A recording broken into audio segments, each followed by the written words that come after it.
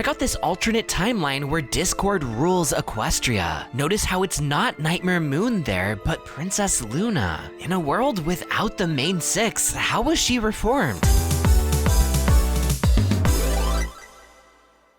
That's right, Phillies, Colts, and NB folks, we're talking alternate timelines again. Back on my bull. I don't have a problem, I can quit whenever I want. So this timeline, right? It was created when Starlight prevented the rain boom. This was the split off point. Everything before the rain boom was the same, like Nightmare Moon's banishment. But everything after this point would be different from the world we know. The main six would never come together and wield the elements of harmony. Which brings up a problem. In the Discord timeline, how was Nightmare Moon defeated without the main six? Did Celestia use the elements of harmony to reform Nightmare Moon all by herself? If that was possible, then why didn't she do that in the first place all those years ago? And why did she have the main six do it in our timeline? Luna's reformation seems contingent on the main six, yet we know for a fact that Luna must have been reformed without them at least once. To figure out what's going on here, we need to answer a bigger question. Why was Nightmare Moon released from the moon in the first place? This is tricky, because we don't even know for sure how she was released in our timeline, let alone others. On the longest day of the 1000th year, the stars will aid in her escape is the best we have. But is that an inevitable process or a deliberate action that could vary between each timeline? All we know is there's at least 2 alternate timelines where Nightmare Moon was freed from her prison. Maybe it happened in more, maybe it didn't. We just don't know, leaving us with 2 possibilities. Either Nightmare Moon was freed by default in all the timelines, or it was on an individual basis. Let's imagine it's the first one. Nightmare Moon has automatically been released in every world. In one, she takes over. In another, she somehow gets reformed. And in the other 5, we don't see her at all. As for those, it's possible she was picked off by one or more of the villains. Many of these timelines may have been a gauntlet between multiple villains, with the most advantaged in each timeline coming out on top. The Nightmare Moon timeline would just be the one where she came out on top. This would be consistent with what we see, but we can't ignore the other possibility. The one where Nightmare Moon was freed deliberately as a choice that could differ from world to world. This is where the fun begins. The idea goes that in our timeline, the forces of good aided in Nightmare Moon's escape, knowing the main six would be able to reform her. If this is the case, then what about the timelines with no main six? Would the forces of good just leave Nightmare Moon up there? That seems to be the only logical option, right?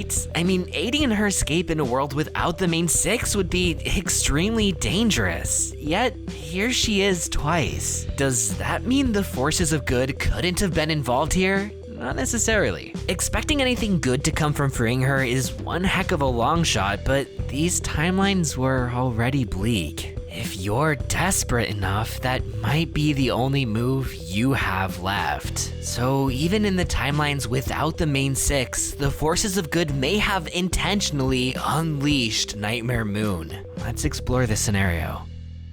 Equestria is living life as normal. There was no rain boom, but this hasn't caused any dramatic differences yet, so most ponies don't realize anything's wrong. In fact, for a while things are better. The longest day of the 1000th year comes and goes with no problems. The forces of good have no reason to unleash Nightmare Moon into a world that isn't prepared to deal with her. So the status quo continues until Discord breaks free from his stone prison and turns Equestria upside down. Just like he did in our timeline, he goes after the elements first, making it impossible for Celestia to counter him. At least, not directly. Her sister does have the power they need, but is bringing her back worth the risk?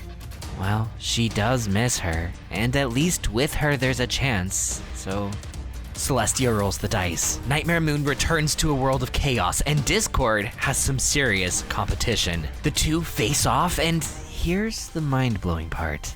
The winner of this battle depends on which timeline you're in. I think this scenario may have happened in both timelines where we saw Luna. 2 different versions of Celestia rolled those dice, and the radically different outcomes are a result of which ways the 2 battles went. In one timeline, Nightmare Moon put a swift end to Discord's rule, banished Celestia to the moon, and took over Equestria herself, the Nightmare Moon timeline. In the other, Discord noticed Luna was different from last time, enhanced by corruption magic to be much more of a threat. Acting fast, he ripped the corruption magic out of Luna, weakening her substantially and, as a side effect, reforming her. The threat neutralized, he returned to his regularly scheduled, or irregularly unscheduled, chaos. The Discord timeline. Celestia's gamble failed in both. Either Nightmare Moon replaced Discord as Equestria's tyrant or was rendered helpless by Discord. At least in the latter, the royal sisters could reunite, even if it meant living in chaos forever. I think this battle was a pivotal point in at least those two timelines, though it may have started a different way. Maybe Celestia didn't free Nightmare Moon, but rather Discord. Perhaps when he took over Equestria, he noticed Luna was missing, saw the silhouette in the moon, and decided to free her himself.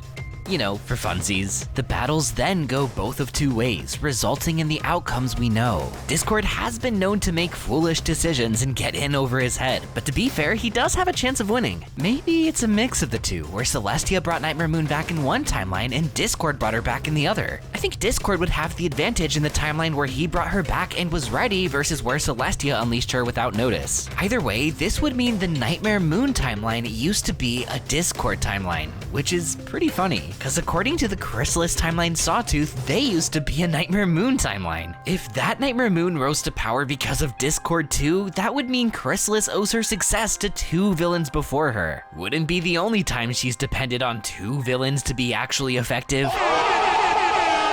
Now, the biggest unknown here is whether Discord could actually separate the corruption magic from Luna. Personally, I wouldn't put it past him. He has a strong sense of magic and can move a ton of it around. If he can do it, that nicely consolidates the questions of why and how Nightmare Moon was freed and reformed. The answer's Discord. It's that simple, which is why it's my favorite explanation here. Of course, there's always the possibility he's not able to remove corruption magic, in which case, how could Nightmare Moon have been reformed? Here's a fun idea. What if before Discord was able to break out of stone and steal the elements, Celestia took things into her own hooves? Rounding up a makeshift 6, she could try to match them up with the elements so they could take on Nightmare Moon. Definitely a long shot. If this is what happened, then they must have straight up failed in the Nightmare Moon timeline. Of course, in Discord's timeline, they were successful in reforming Nightmare Moon, but must have run out of luck when it came to Discord himself. It's possible a makeshift 6 was developed with varying degrees of success in all the timelines. Though in at least some, I think Discord would have stolen the elements before anything like that was possible. There's just so many interweaving pieces here you have to consider, and that's just with the first two villains. So what do you think? How was Nightmare Moon freed and how was she reformed? Leave your thoughts in the comments. If you liked the video, like the video, and if you want to see more, subscribe and ring the bell. If you want to support this channel financially, check out me and my sister's t-shirts on Etsy, or you could check out my perks at patreon.com/sawtoothwaves. And thank you so much to everyone who already has, especially my Alicorn tier patrons. The Nameless One, Darth Sylar 12, Maximilian HG, Cyanax, Solar Scripture, Princess Starglow, Grimeclipse, Color Shine, Torn, Ishi, Jane Shadow, Gunnar Clovis, and this video's Alicorn of the Week,